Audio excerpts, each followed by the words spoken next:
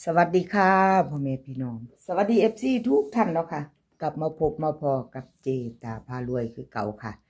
ในทางช่อง YouTube คลิปนี้เจตาก็จะว่างแนวทางของลาวพัฒนาค่ะลาวพัฒนาจะเป็นของวันที่6ค่ะวันศุกร์เป็นของวันที่6วันศุกร์2 ทุ่มครึ่งเห็นอยู่นี่จะเป็นประวัติของปอยเปตค่ะ FC ทุกท่านเป็นจังใดแน่กับขอโทษขออภัยเนาะค่ะที่ปล่อยเปรตบ่เขาบ่เดินเนาะค่ะเพิ่นก็หลุดไปวันที่4 073 3ตัวบนค่ะ80ล่างขอโทษขออภัยแทนเพิ่นวันที่2เพิ่นเข้าไปเนาะค่ะ70ตรงล่างมาหลุดวันที่4ค่ะเจตาให้เบิ่ง2 งวดค่ะ2 งวดผ่านไปมาเบิ่งงวดใหม่ของเพิ่นค่ะวันที่6มาตามต่อกับขอบบุญขอบคุณปล่อยปิดหลายๆเด้อค่ะที่ให้แนวทางมาว่างทางช่องของเจตาเนาะค่ะกับขอบพระคุณเป็นอย่างสูงสำหรับแนวทางให้เจตามาว่างด้วยดีเสมอมาเนาะค่ะกับขอบพระคุณเป็นอย่างสูงคลิปนี้จะมีอยู่4 เสียนดังเด้อค่ะ4 เสียนดังจะมีปล่อยเป็ดลุงทรงรับสายด่วนสมใจค่ะถ้าชอบของผู้ใดก็รอรับชมรับฟังไปน้ำกันค่ะพี่น้องชอบกระจัดเนาะมาเบิ่งของปอยเป็ดก่อนค่ะพระเอกขึ้นเวทีก่อนหมู่ก่อนปอยเป็ดเนาะค่ะวิ่งลูดค่ะเพิ่นให้4ตัวเดียว2ตัว3หางค่ะ843483ค่ะ3ตัว2หาง348984ค่ะวิ่งลูดปอยเป็ดให้4ตัวเดียวเด้อค่ะ FC น้อยๆเน้นๆค่ะเน้น2ตัว84ค่ะหางเดียววงกลมให้หางเดียวเนาะ3ตัว2หางค่ะ384นี่วงกลมให้คือกันทั้ง2หาง984ค่ะวงกลมให้เน้น2หาง3ตัวเนาะค่ะกับปอยเป็ดใครจะตามต่อกับเพิ่นแคปหน้าจอไว้ค่ะแคปหน้าจอไปต่อกันเนาะเป็นวันศุกร์ใครจะต่อกับปอยเป็ดแคปหน้าจอไว้พิจารณาใหม่ค่ะแนวทางใหม่ของเพิ่นเอาต่อไปค่ะของลุงทรงบ่มีประวัติเด้อค่ะเพราะว่าลุงทรงเพิ่นพักหยุดไปเนาะค่ะเพิ่นติดธุระเพิ่นติดธุระเพิ่นพักไปของลุงทรงค่ะที่เพิ่นหยุดไปเนาะเพิ่นพักเพิ่นบ่ว่างเนาะค่ะเพิ่นติดธุระเพิ่นให้มาแล้วค่ะสำหรับวันที่6พี่เด้อพี่น้องวันที่อยู่ข้างบนพี่เด้อค่ะอยู่ข้างบนวันที่6เนาะของลุงทรงค่ะลาวพัฒนาวิ่งลูดเพิ่นให้7กับ6ค่ะ7กับ6 2ตัว6หางค่ะ72 75 78 64 65 68ค่ะกันเลขกันเพิ่น77กับ67เด้อค่ะกับ67กัน77กับ67 3ตัว3หางค่ะ672 764 76 768ค่ะ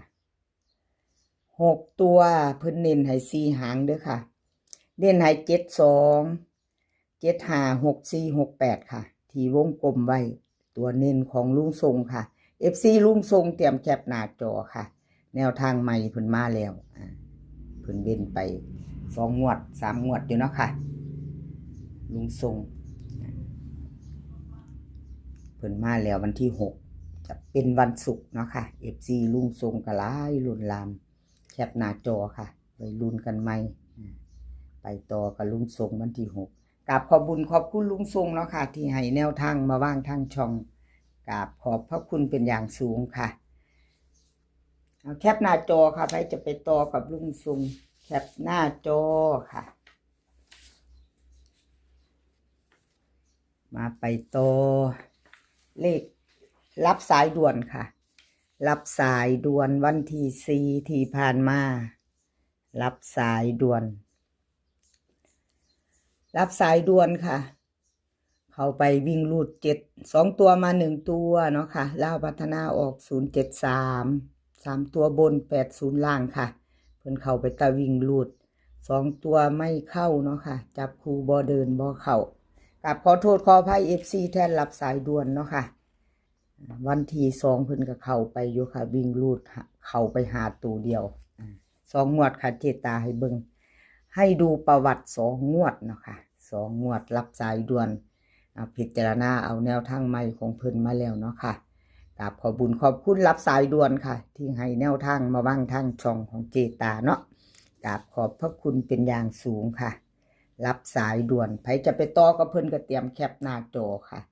วันที่6เป็นวันศุกร์วันที่6เนาะค่ะ2 ทุ่มครึ่งลาวพัฒนาออกใครจะต่อก็แคปหน้าจอไว้ค่ะไปลุ้นกันใหม่เอามาเบิ่งแนวทางใหม่ของเพิ่นค่ะเบิ่งรับชมรับฟังไปนำกันชอบกระจัดคัดกระพานเนาะค่ะแนวทางของรับสายด่วนลาวพัฒนาค่ะวิ่งรูดเพิ่นให้มา4 กับ 2 ตัว4 หางค่ะ48 47 29 28เบิ้ลค่ะ44กับ22 3 ตัว3 หางค่ะ429 248 447วิ่งรูดค่ะ4 กับ 2เพิ่นเน้นเด่น4 ตัวเดียวค่ะร่อง2เด่น4 ตัวเดียววิ่งรูดเพิ่น2 ตัวค่ะเพิ่นเน้น48กับ29 3 ตัวเน้นหางเดียวค่ะ248ค่ะเน้นหางเดียว3 ตัวเน้นหางเดียว248แคปหน้าจอค่ะใครจะไปต่อรับสายด่วนเนาะค่ะกราบขอบบุญขอบคุณรับสายด่วนหลายๆค่ะที่ให้แนวทางมาวางทางช่องเนาะกราบขอบพระคุณเป็นอย่างสูงแล้วก็กราบขอบบุญขอบคุณบ่ว่าจะเป็น FC เก่า FC ใหม่เนาะค่ะที่เพิ่นเข้ามารับชมรับฟังเนาะค่ะ FC ใหม่ที่เพิ่นเข้ามากดติดตามเจตาเนาะค่ะมาเรื่อยๆอยู่ค่ะกราบขอบบุญขอบคุณหลายๆที่มาให้กำลังแรงใจเนาะค่ะรับชมในช่องน้อยๆของเจตากราบขอบพระคุณเป็นอย่างสูงรับสายด่วนค่ะแคปหน้าจอเราไปต่อเป็นของไผแคปหน้าจอค่ะจะได้ไปต่อ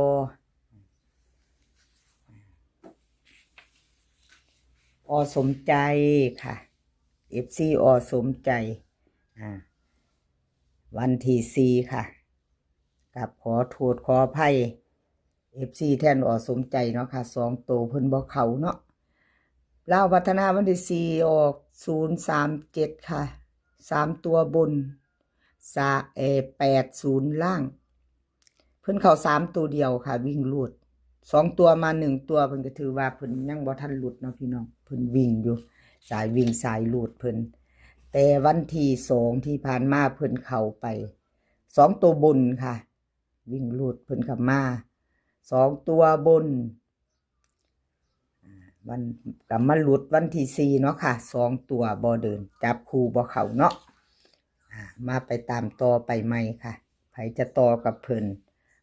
สมใจเนาะค่ะ